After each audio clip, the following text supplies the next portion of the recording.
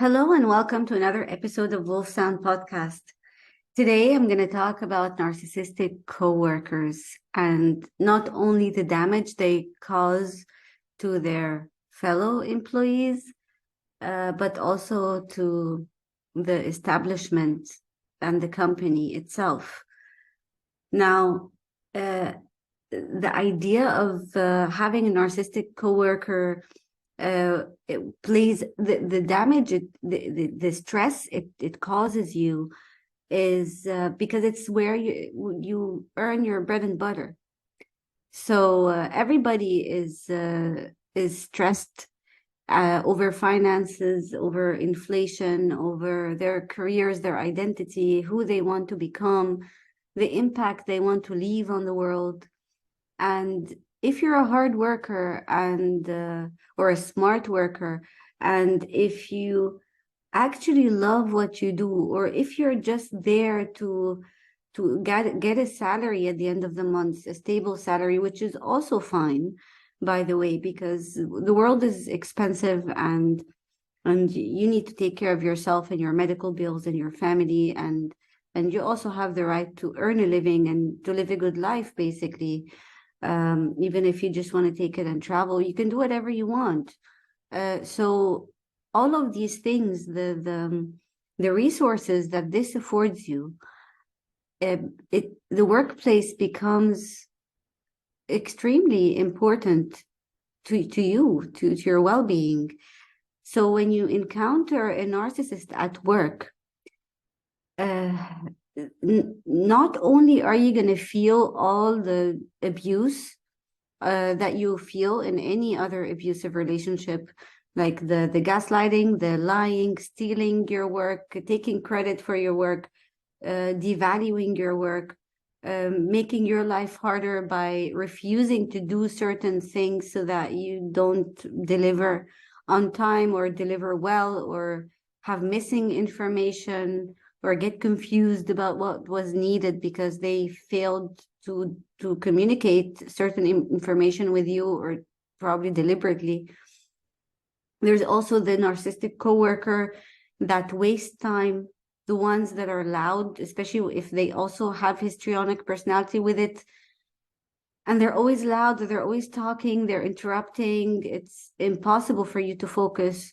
And if you're sitting at work trying to actually be productive or creative or whatever, and you have somebody who's loud all the time, or tries to distract you on purpose, or tells you sob stories so that they know that if they tell you a sob story, you're going to be too polite to end the conversation. They will find any way to just ruin your process and ruin your other relationships with other employees. It makes you want to run. And it can also lead you to be more reclusive. You don't want to really, you're not there to make friends anyway. Let's be real. These bosses that tell you, oh, we're just like a family here. No, we're not like a family. We're all here to work, to either prove ourselves in our careers, and to earn a good living, to be something in this life. That's what we're here for. We're not here. We have family at home. And if we don't have family at home, we're not going to be family at work either. What is that? What is that family atmosphere thing? So it's not a family place, and you're not there to make friends either. You go to make acquaintances, to collaborate, to discuss how to make the project better, how to make the company better. There's so many other reasons that you're there, but making friends and being family is not one of them. So also when they tell you we're here like family, it's kind of their way of it's foreshadowing that you're going to be asked to do a lot of things because we're family, and you're not going to really be compensated for it. So I don't like this whole office politics talk, and people need to stop it. And sometimes people, because they don't want to really pay too much, which I'm going to get to this point also. They don't want to pay you too much, so they start to devalue your work. Oh, anybody can do it. Well, if anybody can do it, then get anybody. So there is a whole toxic atmosphere that comes up with words like this and behaviors like this, and certainly with narcissists. And a lot of times, narcissists are the ones who actually say these things, or people who have heard it growing up, like over the years, over their careers, that they become that as well. They think that's the way to go. And it's just, it isn't the way to go. So as a business owner, you have to be very aware of who you're hiring. If you invest in high caliber people, they're going to make you more money. This is a good investment. Don't try to lowball competent people. And then you get a bunch of mediocre people who accept whatever salary you give them. And meanwhile, they're not really productive. Maybe they don't know what they're doing. Maybe they are narcissists who are wasting everybody else's time. Maybe they spend their time gossiping more than they're working. And also, don't be too concerned about clocking in and clocking out. This whole idea of the system, when it becomes more important than the end result, then you're not going to get a very good end result. And if you are hiring people, not only looking at their credentials, look at their personality. If you have one toxic person in your office, rest assured it's going to spread to everybody else.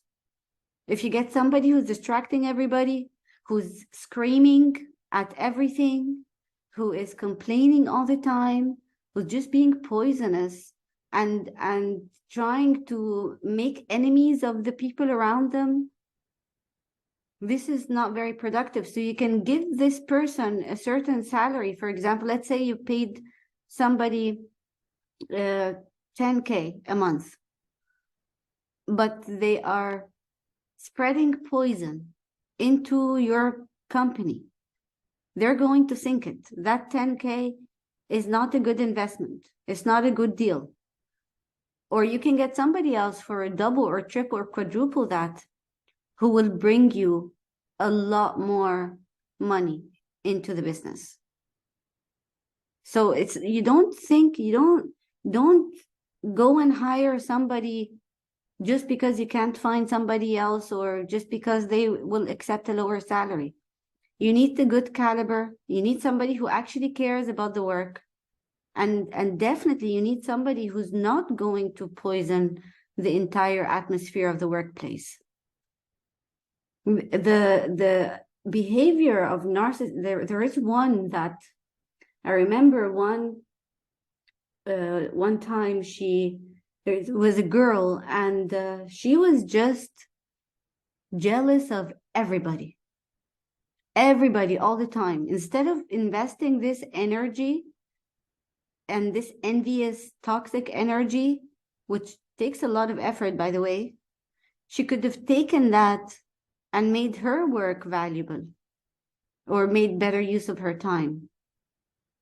Or if she's not going to do the work anyway, then at least get busy with something else that's going to bring her money, or bring her more status, or whatever she wanted. But this person was always complaining all the time. And when you are around complaints, it will bring you down. I don't care if you're like almost like Buddha, at some point the energy will infect you. And people who scream what they want.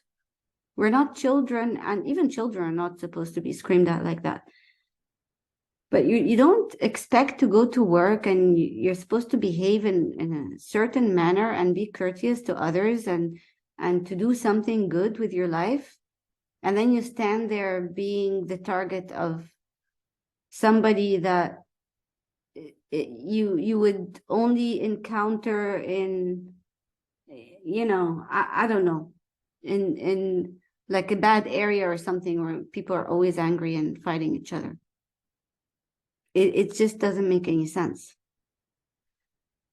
So if you have a narcissist as a coworker, first of all, I'm going to get to the boss later, but like if you have an employee who's the same level as you, first of all, email everything. Don't make verbal agreements. Don't get verbal information from them. Don't tell them anything verbally only. Back up everything by email and exchange work by email. Have evidence of your work. And even though the narcissist doesn't really respond to evidence anyway, other people will. If they can claim that you never did the work, or you never sent them something, or you never said this or that, or you never gave them something, you have to back it up by email all the time, because they don't have any problem lying about you. Second, don't fall into the trap of them guilt tripping you in some manner. They can tell you sob stories all day. They can tell you about their deceased parent or partner or child or pet or whatever. Actually, one time I had lost a pet, and of course I continue to show up for work because it's not their fault, you know. I still had to show up and deliver what I promised.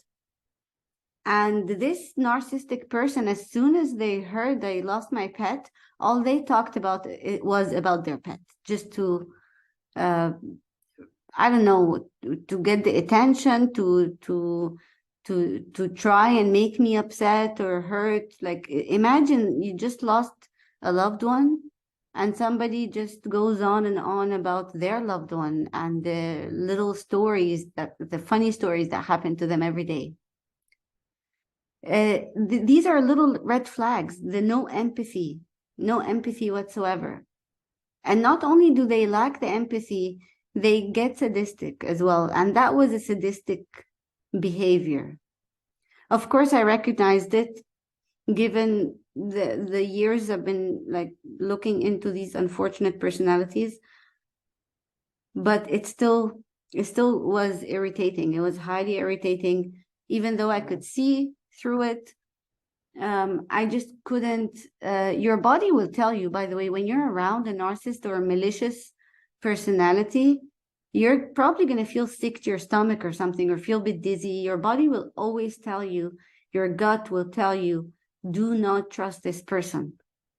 And it's tricky sometimes because some of them are very charming and very funny and entertaining, and you might actually fall for it in the beginning, which is normal because your brain doesn't automatically suspect people around you. Like, why would somebody lie? Why would somebody make up stories, right? So we have a tendency not to question intent. So the solution for that is for you to slow down. You just met somebody, and when you're at work, nobody needs to know anything about your personal life. And you don't need to share your dreams and aspirations. You don't need to share anything that is outside the scope of a project or the work itself. And you can still do that in a friendly manner, in a cool, fun manner, but with boundaries. You have to have boundaries. So I always think the solution is for you to have healthy boundaries and to trust yourself and to take everything around you with a grain of salt. Like, not everybody is honest. And definitely do not allow any form of gossip to manifest around you at work. Because a lot of people, that's how they entertain themselves. They're not readers. They don't sit and read a book instead. They don't go learn something new. They don't meditate or just take a pause. They just go and gossip. So if you don't allow somebody to bring you gossip, that's how you set the boundary. A narcissist once was trying to drag me into some gossip and blurted out a piece of information. I was like, don't bring me this. Please, I don't want to know. And it's okay to tell people you don't want to know. You don't want to be involved in any gossip. And it takes one time for them to understand that you have boundaries around that. And don't worry at all what they would say about you, because what they think doesn't matter. Let the work speak for itself. Once you have your work done and you have your own thing going and the evidence of it, it doesn't matter what these people say. Not in the least, because your work will speak for itself. So you don't have to even engage or defend yourself or correct the information, or let people think what they think and let them waste their time. Just don't let them waste yours. Also, I do understand that in this day and age, not everybody is able to be an entrepreneur, start their own business, or take a risk. It is risky, and it is my choice, because I'm just one of these people that I can't go to a place regularly, clock in and clock out, and do office politics, whatever they call it. So, but other people function better in an office, and they need the job and they need the money.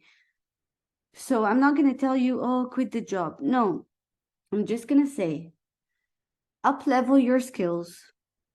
Make sure your work speaks for itself and it speaks well of you. Keep it simple, keep it peaceful. Just deliver, and don't engage too much with others outside of the scope of the work. And you're going to meet some very cool people as well. But if you start to relax too much, then you're vulnerable to breaking a lot of boundaries that you're not supposed to at work. Also, it's when your guard is down at work, you might get a bit too comfortable with somebody and say something you're not supposed to say. Some people are very good at extracting information. So don't give them the ammunition. Another thing is, while you're at a job, if it is a toxic environment, look for another one. I'm not saying, oh, you have to quit right now. No, I understand you have needs and you have obligations, but start looking for another one that will really make you happy. I don't think that any work can be well done if you're not happy.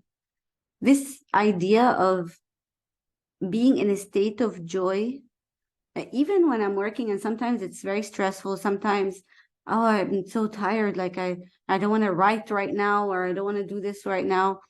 So joy doesn't mean that you're jumping up and down and happy all the time. It doesn't mean that.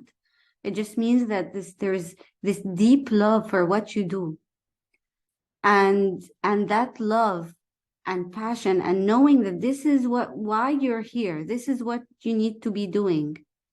All the stress doesn't really feel like stress anymore.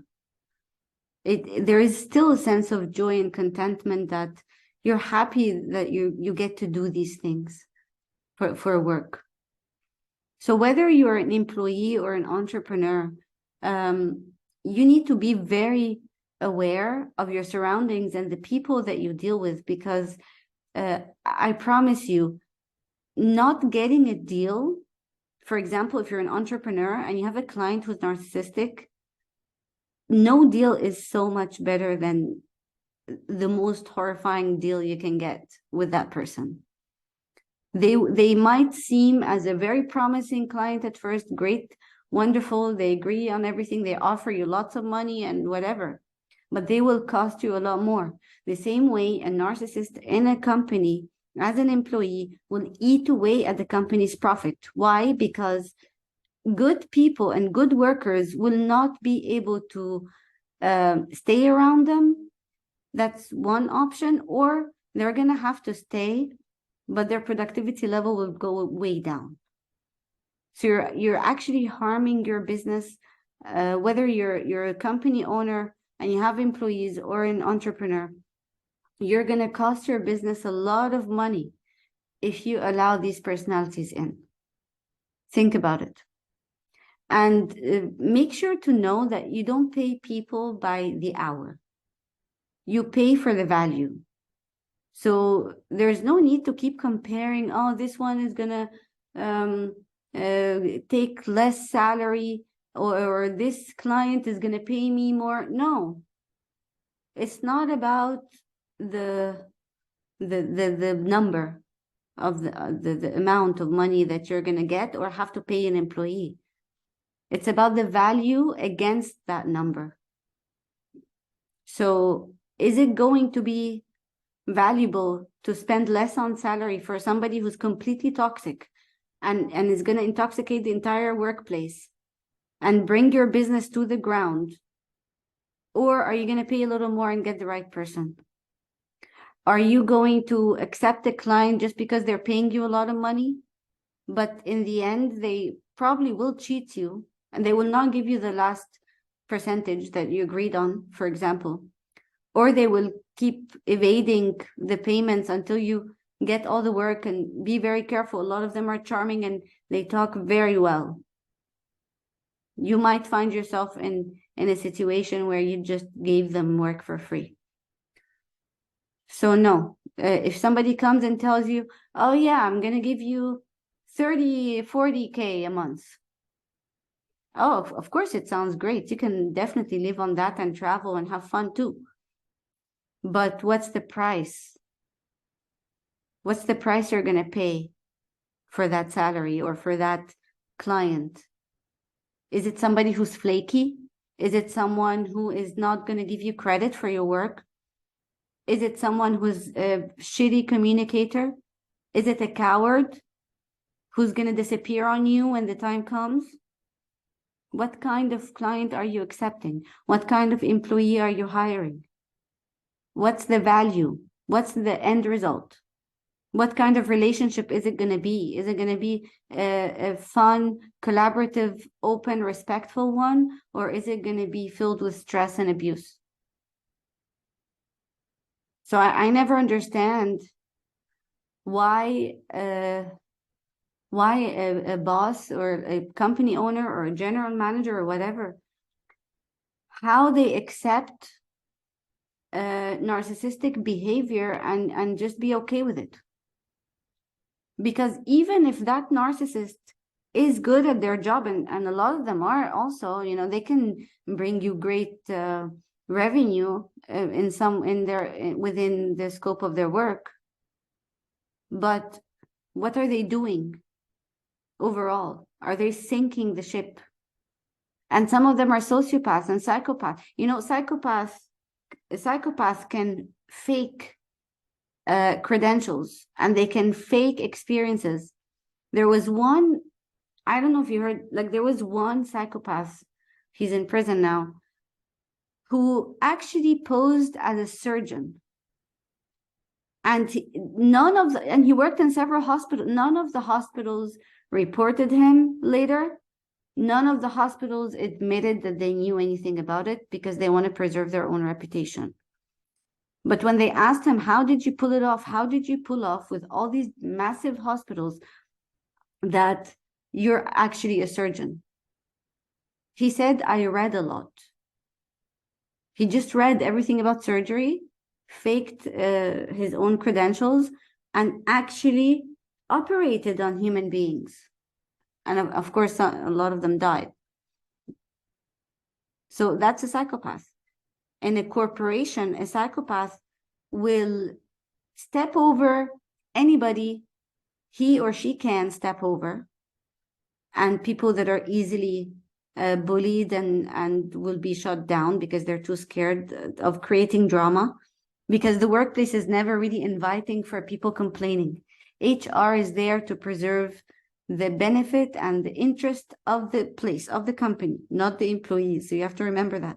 The HR person is not there to be your therapist or your friend. And they're not even out to bring you justice. It's not their job. Their job is to protect the company. But what they often don't realize is that by actually firing that psychopath, it would be them doing a great job by protecting the company from the psychopath. But instead, what happens, they protect the company from drama. And who's called dramatic? The person who's complaining. not the psychopath, not the perpetrator, not the abuser, not the narcissist. You see, so don't bother going to HR. And so a psychopath in a corporation will step over people, will manipulate and triangulate and do all the psychopathic things. They skip over ranks. So instead of going to their direct boss, they would go to the owner directly because they are psychopaths and they think they're above everybody else. And they're very charming. A lot of them are very charming. And that charm actually doesn't come because they're just charming, wonderful people. It's just because they have no emotions. They have no empathy. They don't get nervous. They don't get stressed. They always appear self-assured and confident because they genuinely don't feel anything. That's where it comes from. And we think, oh, this person is so charming and wonderful. No, just like they're not human. They don't get stressed like we do. So they go straight to the owner, for example, and they make friends with them. They start to backstab their own boss until they take their place. This is how you can say, and then what happens? It doesn't end there. Once they do that, they can embezzle so much money from the company that it sinks it into oblivion. That business owner will lose everything. If you partner in business with a narcissist, they can be great for a little while, even they can go on for a few years even. But they will be stealing from you, by the way. They will be stealing, they will be betraying you. They will not really do the work. They'll do minimal work if they even start to even show up. They might not even show up. They bring you in as the investor and the partner, and they will be lovely and fun, and they're your best friend, and everything is cool until you find out what they're really made of. And the day you find this out, you're going to be devastated, because what happens is, first, you don't want to admit, and none of us wants to really admit that we've been fooled by someone. We cannot believe the betrayal. We cannot believe that we were suckers like that we didn't see it coming, that we thought we're smart. Actually, just so you know, narcissists and psychopaths tend to target intelligent people. Intelligent people because they pose a challenge. Other people don't pose a challenge, so they don't really pay attention to them. Or they target kind and empathetic people, understanding and supportive, genuine, someone who actually cares about human beings. That's who they target. So the fact that you were targeted says a lot about you. It says a lot of positive things about you. And the fact that you were fooled and didn't see it coming, it also says a lot of positive things about you. Because you cannot imagine how evil someone can get, how you can be so close to someone and trust them and share a business with them and share a friendship with, that they would actually turn around and do that. Steal not only steal from you, but also sink the business and sink your reputation. They could even take you to court. They will gossip and slander your name. They will make sure nobody else wants to partner with you or do business with you. So they want to have a ripple effect into your future as well. They will play the victim. They will turn around and accuse you of the things they actually did to you. You see where I'm going with this. So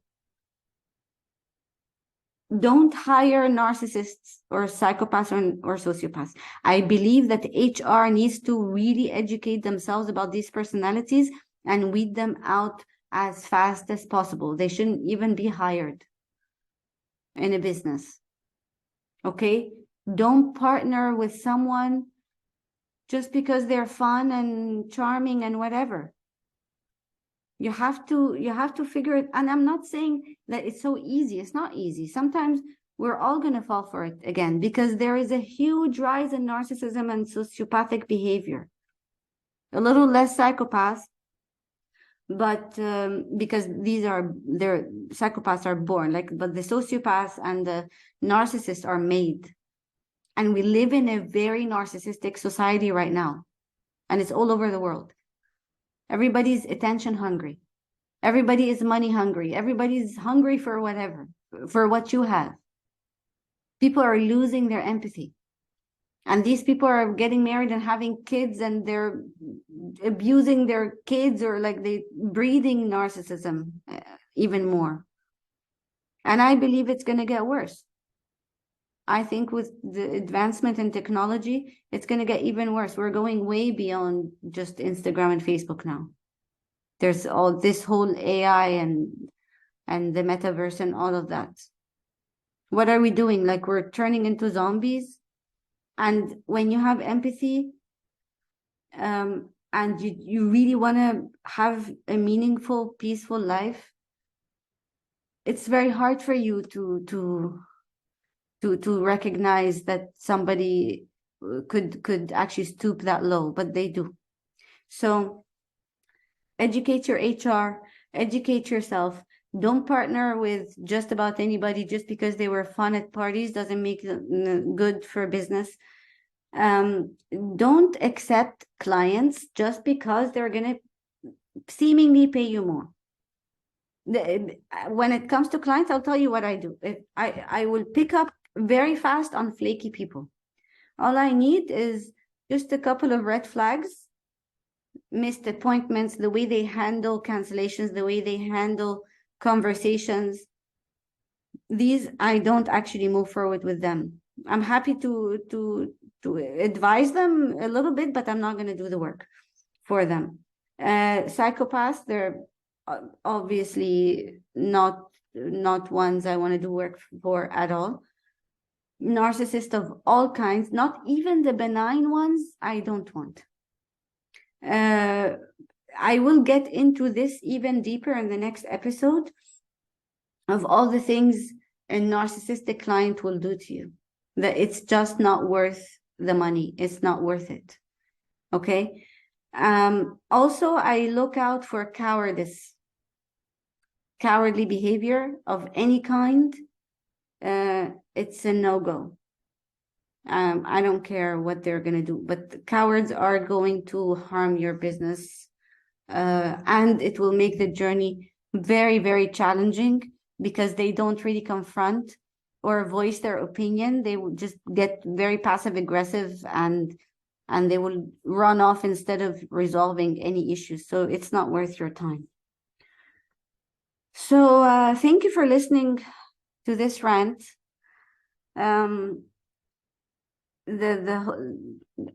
Of course, I have previous episodes on narcissism and the set of personality traits and their behaviors. I'd be more than happy if you also listen to that. And if you're not familiar exactly what narcissists are, and it's very hard to believe that you're not by now because the world is talking about it, you're going to see then how somebody with this set of behavior will be as in that story of today, with a coworker or a business, a boss, or a business partner, or a client. Okay, so I would love to receive any questions. If you have a specific situation, feel free to leave it in the comments on YouTube, or send me in a message. Check out WolfeSound, Wolfe with an E, WolfeSound.com. I'll put all the information under the video. I love receiving questions, and if you have a suggestion of a certain topic, I'd be happy to address it. You can always choose if you want to be anonymous. That's fine. Yeah, just be safe, please. It's not worth it. Be very, very safe and mindful so that you can attract the right people, because there's a lot of great people in the world. So don't waste time on the wrong ones. Okay, have a fantastic evening, And I will talk to you in the next episode. Thank you.